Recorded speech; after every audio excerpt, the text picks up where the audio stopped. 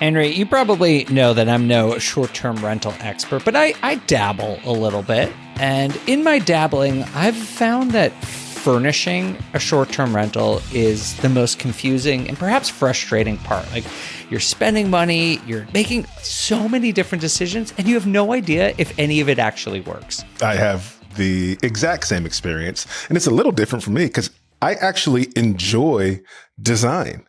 My wife would tell you that I should not enjoy design, but I do enjoy design, but I also like saving money. But our guest today has actually cracked the code on how exactly to design your short-term rental space to really make you more money. And I think we can all agree that sounds pretty good. Welcome, everyone, to the BiggerPockets Real Estate Podcast. I'm Dave Meyer, joined today by Henry Washington. And today we're talking to Erica Dike, who uses a very strategic design and framework to help investors get their rentals as profitable as possible. Erica used to be a business analyst, just like Dave and I, and worked with NASA. And now she uses that analytical approach to make very smart decisions about how to design short-term rentals. And today we get to learn from Erica's amazing process and analytical brain as she shares the 3 biggest ways investors can make more money on their short-term rentals with something as relatively simple as design. So with that, let's get to Erica. Erica, welcome to the show. We're super excited to have you here. Thank you so much for having me. Yeah, this is going to be great. I'd love to start hearing from you why you think it's important for investors who work in the short-term rental space to think strategically, specifically at the beginning of their investment when they're designing their space. I like to put it this way. So short-term rental is indeed, it is a form of real estate investing. But once you purchase the property, you're now in hospitality. So that's the vehicle where you're going to make your investment.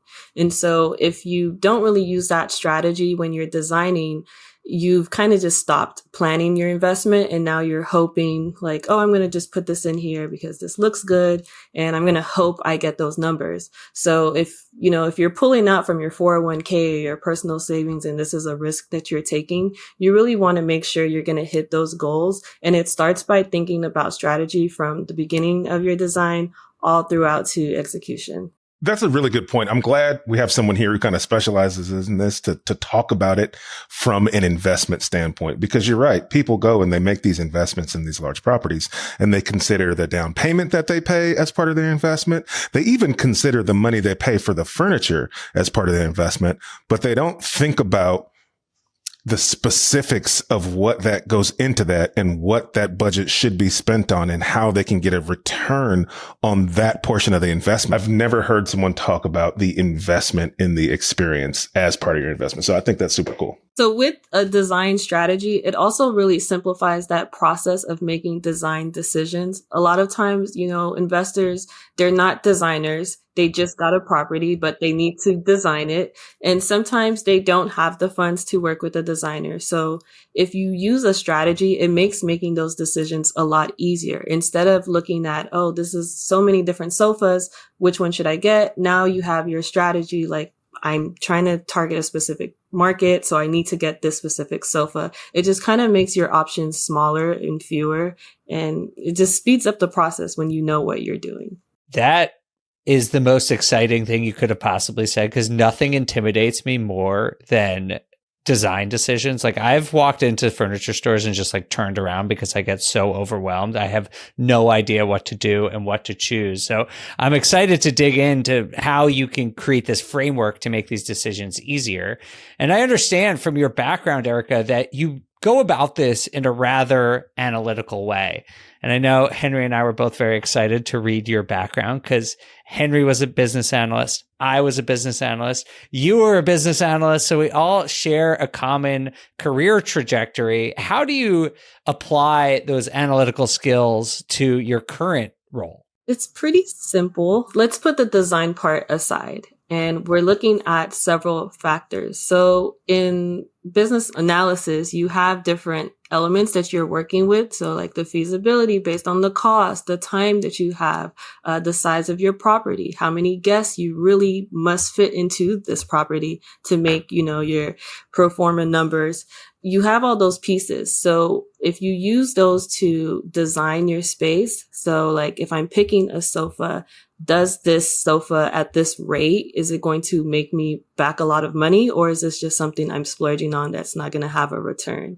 Just breaking down the process that way, the same way you would in business analyst, you have these features and you have to make sure you meet this project to completion by hitting all these milestones. Doing it that same way will make designing a lot less stressful than trying to be a designer. So if I hear you correctly, it sounds like you actually take the metrics of the property, meaning how many people is it supposed to sleep, right? And you look at those factors when selecting the types of design. So you're not blowing the entire budget on a super awesome couch that only sits 2 people in my property that has, sleeps 10. Yes, exactly.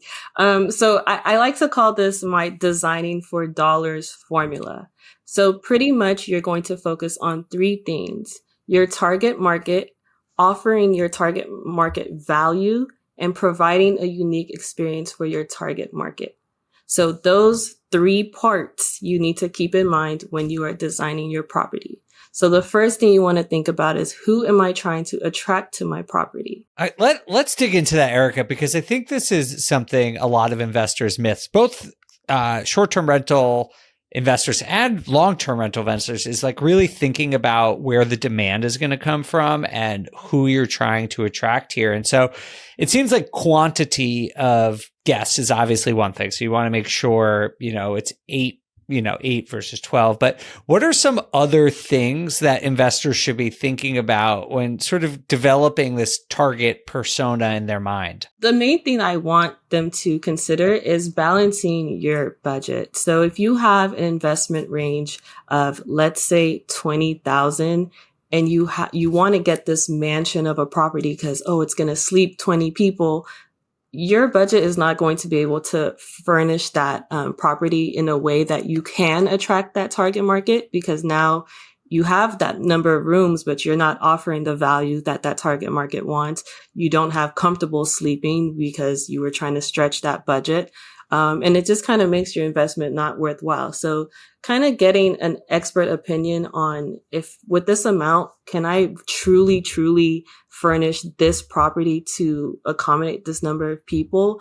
That's going to really help you make the first level of a good investment. Because yes, you can get things on Facebook Marketplace to squeeze into your budget, but is it offering, like Henry mentioned, functionality to that target market? Or will they be like, well, this person spent more and I'd rather stay here? That's where that value comes in. So just really knowing what is possible, not just what's in your mind, but what's possible in reality before you set out to design and start purchasing things is going to be really key to making the most out of your investment. So just to make sure I'm hearing you right, if you were saying I may, in theory, want to attract high-end business people to my short-term rental in New York. I'm just making this up. But I don't have enough money to create a great work from home space, or I don't have enough money to get those high-end finishes. Maybe you have to sort of rethink the type of person you're going to attract based on what you can afford and sort of how you can stand out. Yes, exactly. So that brings us to the second point in the designing for dollars formula after target market is that value. So in order for you to get your target market to come to I want to, rent out your property or book your property per night, I need to see the value that's there for me. And it's not really the cost of your furniture, but it's the value of the experience you're going to have there, the amenities that you offer there. A good example is I designed a property. It was a duplex property with 2 bedrooms, a living room, dining room, kitchen, bottom floor. It was really nothing, honestly, but it was very close to downtown Houston. So it had a lot of attractions. And I knew that the target market for that property would be groups who are coming to either celebrate a birthday, celebrate bachelorette, like, or sightsee, do something fun. They're there for fun. In order to create that value that was going to attract them, what I did was design the dining room into a game room of sorts / bar. So there was a bar set up with glasses, different size glasses, so they can either make a cocktail or take shots or drink beer, just different novelty glasses, a sign that said bar, board games, a table. Instead of just using that as a dining table, I added value to the property by making it a game room. And what that did was attract different types of guests or different types of renters that are seeking that experience. And they're willing to pay premium for it because the value of the experience is worth more than the cost per night or cost per month. Yeah, I think that I love that because I don't know if you guys, Henry, if you've seen this, but like sometimes you go into these short-term rentals and it just doesn't feel like it was meant for why you're there. Like no one wants to go to like a super serious beach house, or to like, like a funky business hotel, like it has to match it. And I'm wondering, Erica, like you said, I knew that in this market, people were going to come in big groups. Like, was that just intuition or is there something else that people can look at to try and figure that out? I always like to say, if you can't plan a trip or plan a vacation, you can't really host in a short-term rental. I like that. And if you can't design like your home so that your people don't ever want to leave, you probably can't design a home for someone to rent for a year or 2 years or 3 years.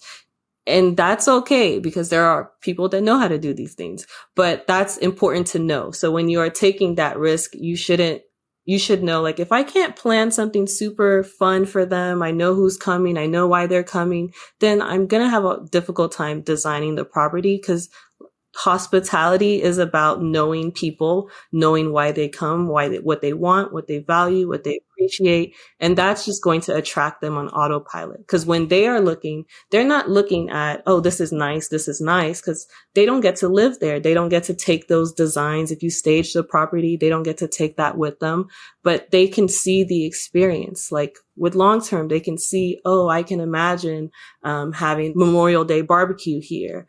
With short term rental, they can see those first 5 pictures and say, oh, this is where we're going to sleep. This is the kitchen's fully stocked. The pool table, I can see us laughing around there. The pool with all the seating, the lounge seating, I can see us having fun there. That's what people are looking for. So again, it brings you back to the strategy. If you don't keep that in mind when you're designing, at the end, when you're super tired and like, oh, I've done everything I can, blood, sweat, and tears, you're going to feel kind of away towards your guests because they're not appreciating what you thought was their best.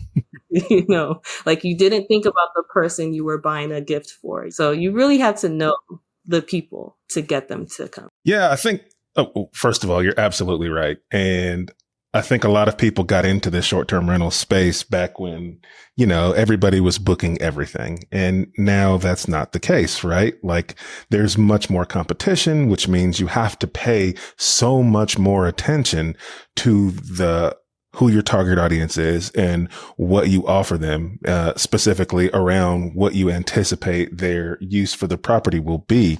Are there any tools or research that you do that maybe somebody else could use to try to help maybe learn some of these things about who might be coming to stay there and what they might want to experience in a particular property? Yeah, for sure. An easy way just to get started is if you are listing a short-term rental, just go on the platforms you plan to list on and look at properties nearby you and read the reviews. What are guests saying they appreciate about the space, why they came, and what they would love to see more, just getting a feel of who's already coming into the area. Now, if you want to, attract your own set of people that don't normally come on their own, then you would need to do more research into that. But just picking one person, maybe do 5 reviews and get an average of why they came and create your avatar and use that to build the unique experiences for that specific person. It's a great idea. So for unique experiences, I do have like this acronym that I put together that I subconsciously do now after doing it for so long. But for someone that's getting started, you want to think of profile. So PROFILE. And that's going to help you build that unique experience. So for the P, you want to think of personal touches. What is something that if they stepped into the property or they saw in the pictures, they would feel like, oh my goodness, like this is just for me. It could be a basket that your cleaners leave out, or an easy, super easy way I love to do, include some type of whiteboard or chalkboard and have your cleaner just put hi and their first name. So when they walk into the space, it's like, oh, this space is specifically for me. That's going to make them not really want to think about negative things and be super picky because they already feel thought of.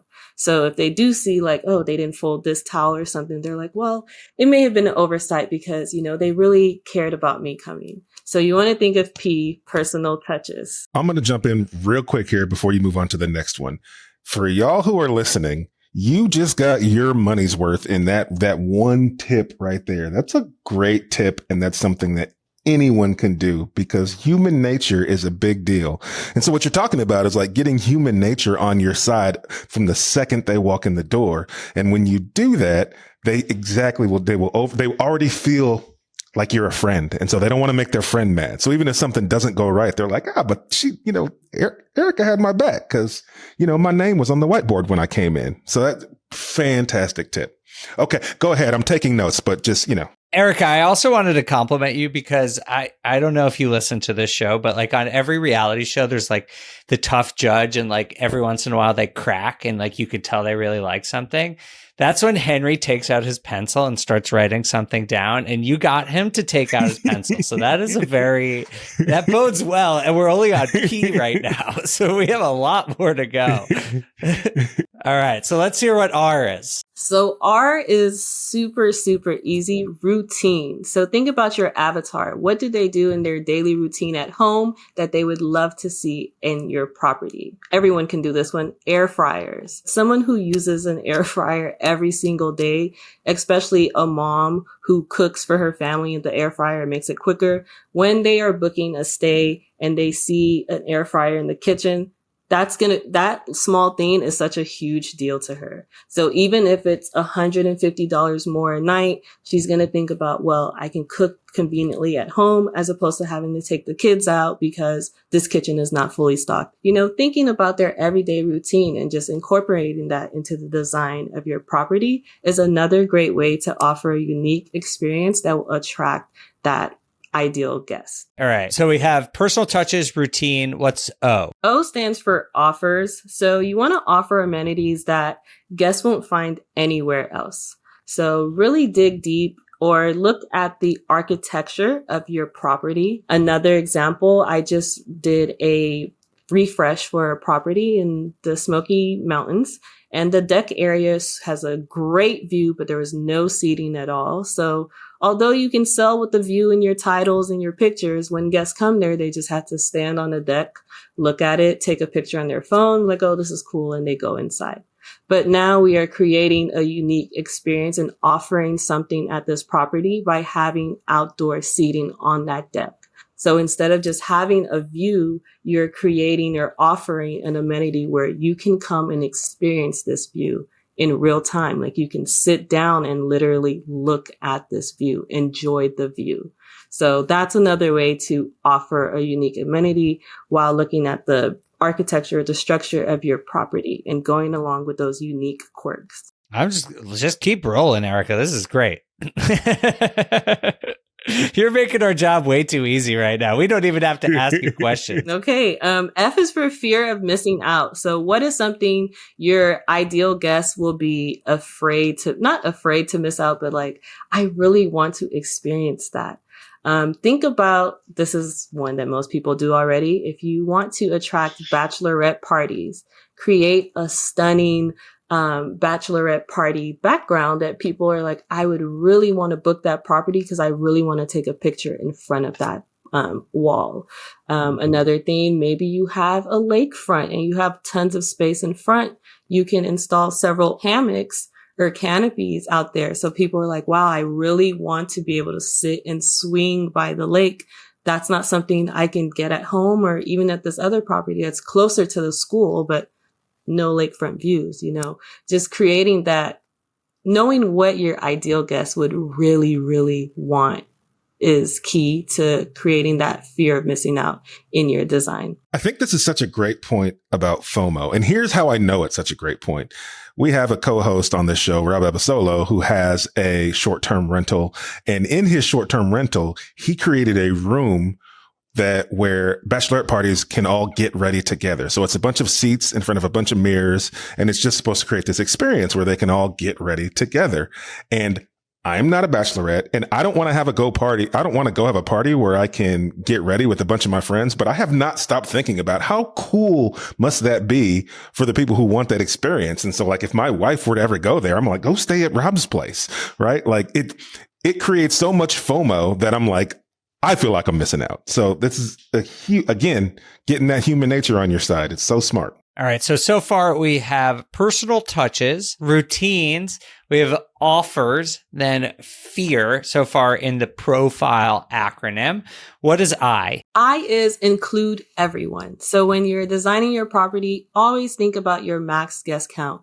Never say, oh, this house sleeps 10 and your dining table only sits 6, because what about the other 4 people? You told me to come to this property that you were going to sleep all of us, but I can't even eat breakfast or dinner with everyone else. Like, why? So thinking about everyone is going to create a unique experience that a group will be looking and like, oh, let's book there because we can hire a private chef and have our brunch in the house instead of going to the restaurant. So the cost of going to the restaurant that I've saved, I'm willing to spend on this property.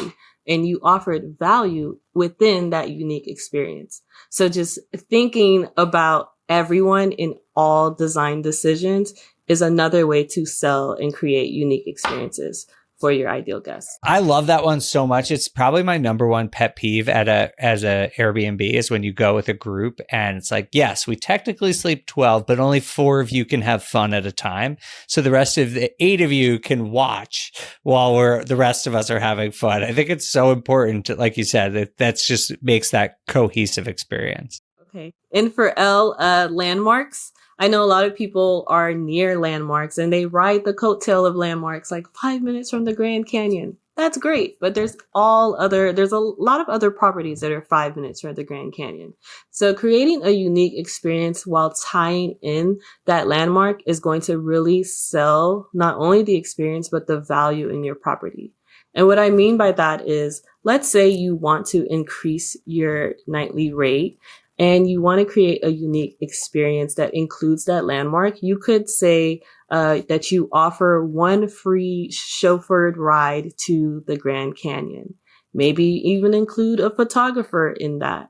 But when you tie your property into that landmark, you're able to sell more and create a unique experience that they wouldn't find anywhere else. And it also elevates their experience of that landmark. So another way to look at this, maybe you are near a body of water where people kayak. You could offer kayaks within your property. Maybe create this cool accent wall in your game area with the kayaks that they can take pictures of, but it also serves as storage for the kayak. So they can snap a picture in front of it, say about to go kayaking with whatever the name of the cabin or mountain home is, post it on their social media for free marketing, and then they get to tube with the kayaks and the tubes, and it was free, but it sold the experience by attaching your property to the landmark and creating that unique experience.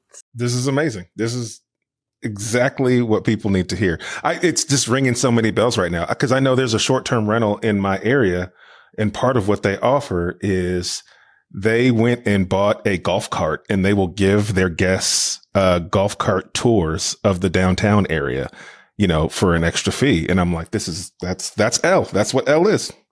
Nailed it. That's awesome. And so the last one is educate.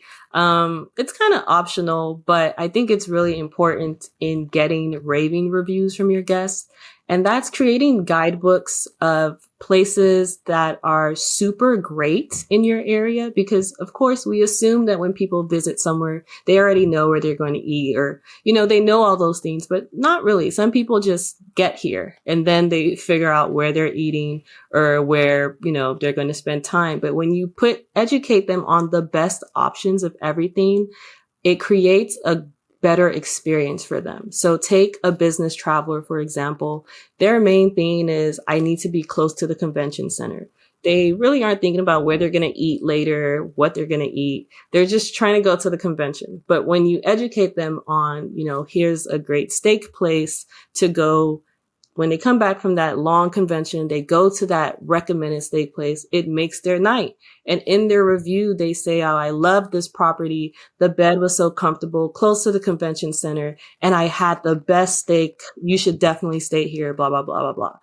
That type of review is what sells your property and your property alone, because it offered a unique experience. I love this framework, Erica. Thank you for sharing it with us. And I hope that everyone listening to this, whether you have a short-term rental or considering it, are going to be thinking about each and every one of these 7 steps.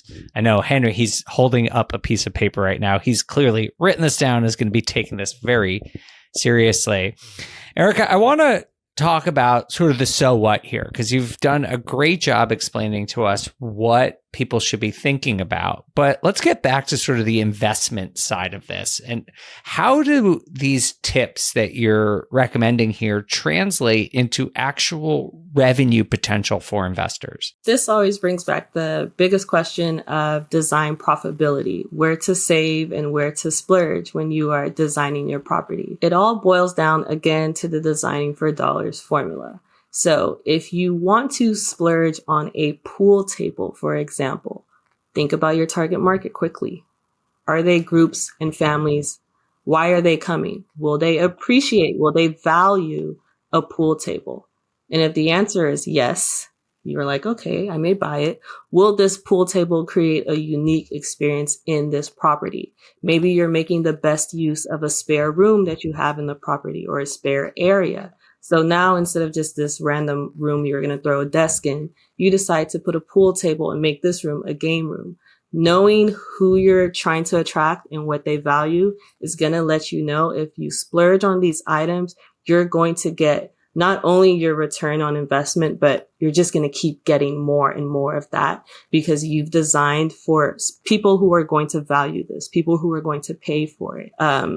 Not going with trends and thinking like, yeah, this is a nice grass and boxwood wall, but if I'm trying to attract travel nurses, they don't care about a boxwood wall. So there's no point in splurging on several panels to create this wall with a neon sign, because they don't value that. But could you splurge on a massage chair? Yes, because they value that a lot. So it just goes down to those 3 points. Who am I trying to attract? Who's my target market? What are they going to value? And what unique experience am I creating for them by purchasing this amount? And it always works because you're working with data. You're not using your personal preferences like, oh, I love modern farmhouse. You're thinking about the people you are trying to attract, and you're designing to attract them. I think it's phenomenal. Dave and I like it because it's based on data, right? So you're essentially taking the data for who should or might want to be in that property, and you make decisions based on that information. That is how both of us made a living for a long time. We probably have a lot of people listening to this show who may not be in the short-term rental space, but they are in the long-term rental space, or maybe the house flipping space. How can investors who maybe aren't doing short-term rentals apply some of these tips and tricks and tactics to their particular niche? You can honestly use the same 3. So think about who's coming to that neighborhood. So let's say you're somewhere that is close by a university. I know here in Houston, there's an area by University of Houston, and they just recently built a medical school there too. So the target market for that area has now changed. So if you were to invest in that area, you need to think about who would be coming to live in that area. What are they? Are they professors? Are they doctors? Are they visitors? Are they interns? the size of your property. Is it a duplex where you want to rent out single rooms to people who are coming to speak at the at nearby facilities? Or are you hosting people who are doing their residency? And if you are, what would they need? Do they need space to eat? If you don't have space in that property, then you probably want to not use them as an ideal renter. Just thinking about who is coming to that area and what they would like to see is the same. It's the same format. I know it sounds so like duh, but it really is that simple. Like, who are you trying to attract? Don't do super cold gray walls if you need people that are seeking comfort. Just knowing who you want to come to the property and what they would like their space to feel like is really going to make renting easy, because people will be dying to, rent your space. Like, oh, have they rented this already? This is perfect for what I'm looking for. And it will be, because you're attracting different people, but they're all coming for the same experience, the same reason. That just goes back to something we talk about quite a lot on this show, is that, we call this investing, but it's entrepreneurship. And you are a business owner, and your tenants or your guests are your client. And you just need to be thinking about what your client wants. That's how you generate demand. That's how you get repeat customers. That's how you get the best dollar for whatever it is that you're selling. So absolutely love that framework and how you're thinking about it. Erica, before we get out of here, I wonder if you have the data on this, but can you tell us what the average daily rate is for a property that follows your steps or that you personally have designed versus a similar product? Or do you have any before after data about how much per night the revenue may increase by investing in design? Yeah. So I'll go back to the Bell Street property, which was the game room, the dining room that was turned to a game room in downtown Houston. So if you look on AirDNA or Rabu right now, it's listing the average night as to about 116 to 186 a night. And for peak seasons, they're estimating about 1881. But peak season back then, and this is in 2021, in May, we got 3,505. In June, we got 3,907. And in July, we got 2,513. But this was with midway stopping to do long-term for the rest of the time. But that example there is what I mean by you can charge whatever you want as long as the value is there. So a lot of times people want me to give them a capped percentage, like, oh, you can do 25% if you have a hot tub. But if from the beginning you had the strategy of providing value for your ideal guest, you can get 100% more than the area if you are providing something that they are willing to pay premium for. So it's not just like, oh, this wall has a nice mural on it. It's, if I stay here, the experience I'm going to have is only specific to this property and not any other property. So in the example of Bell Street, it was almost double the price, but if you want it to be triple the price, you can. If you want it to be quadruple, you can. You just need to know who you're attracting and offer them that value that they will pay anything for, because those memories you're going to make are priceless. Wow, Erica. Well, thank you so much for sharing your frameworks, your knowledge, your experience with us. This has been an eye-opening and really an excellent conversation. For all our listeners, if you want to connect with Erica, learn more about her and her business, we'll put her contact information in the show notes. Thanks again, Erica. I'm Dave Meyer.